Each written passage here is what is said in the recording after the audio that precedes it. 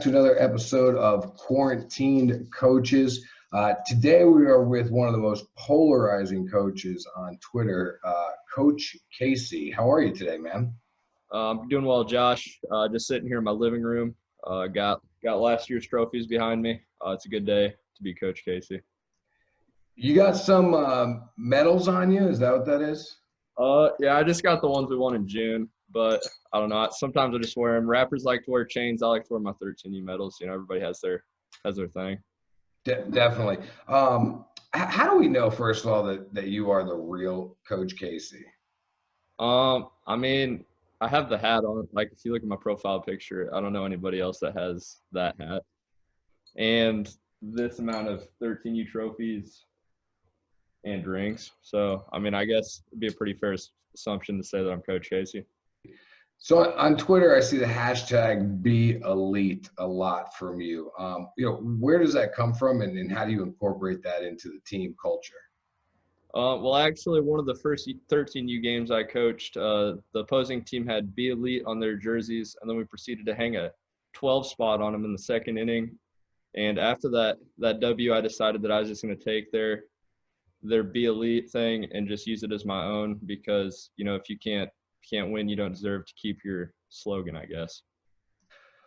What is it that you've been doing that makes your organization so polarizing? I mean, other than winning a lot, I'd probably say the Navy SEAL training I have my guys go through. A lot of coaches get too wrapped up in that, like, defense, bunt situation stuff. I actually sent the guys through a watered down hell week the first week of tryouts, and that kind of set the tone for the whole year and let them know that this wasn't a 13U team that they've ever really played on before. That's definitely pretty intense. Is it fair to say that you might be a little over the top with middle school baseball, or do you feel like you're just misunderstood? I mean, if the guys I was coaching were middle schoolers, yes, but a lot of them are guys with fake birth certificates. A lot of these guys actually have families and drive themselves to our games. So, I mean, if they were actually 12, 13, yeah, but we've been playing 13U for the last 3-4 years now, so I really don't think it's that big of a deal. I heard a story about one of your players having to go to the hospital last year for dehydration after a 4-hour practice in which you did not allow a water break. Is that true, or is there more to that story? I mean, yeah, we actually only let one kid go to the hospital after that practice. There were a couple more that wanted to, but I wasn't going to allow that. A different scenario where somebody was sent to the hospital was actually Carson. I had him coach third base. I tweeted about it a while ago while I was putting in a blip, and he wore a foul ball to the neck, and his family actually threatened to file a lawsuit against the Aggies, but I just reminded them before they were able to file the lawsuit that he could have tried to catch it with his hands and not his neck, and that kind of cleared the whole thing up. You're pretty vocal about how tough you are on Michael, your adopted son. Why are you so tough on him, or is that just how you treat all your guys? No, that's not how I treat all my guys. A lot of coaches, they like to be extra tough on their sons to show everybody that they don't play favorites, but I actually do play favorites. Michael, my adopted son, just so happens to not be one of my favorites.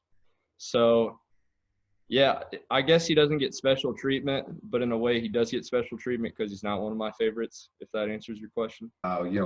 Was he ever one of your favorites, or when did he become not one of your favorites? I mean, he had the opportunity to early last season, but after he went 0 for 4 with 3 Ks in one of our 12-0 victories, I took Smyth off of the back of his jersey and just replaced it with adopted because I wasn't going to let anybody tarnish the Smyth last name like that. So, yeah, I mean, he had the opportunity to, but he lost it after that performance. So I'm guessing that you've probably pissed some parents off over the years. What's the story of the time when you've gotten a family the most upset at you, and for what? I mean, I don't want to call myself a home wrecker, but when I recruit kids for my 13U program, I make sure their moms are at least an 8 and that their dads can't outbench me. And I kind of make that pretty clear when you look up in the stands. So there's been some dads that have been upset, but I mean, if they can't throw up 315 for 5, 6 reps. I mean, I just don't hear it, I guess. So has that ever caused a fight with a dad? Yeah, I actually fought one of the dads in a Culver's parking lot. After we lost a game, he tried to bring his kid to Culver's and buy him some ice cream, and I caught him there.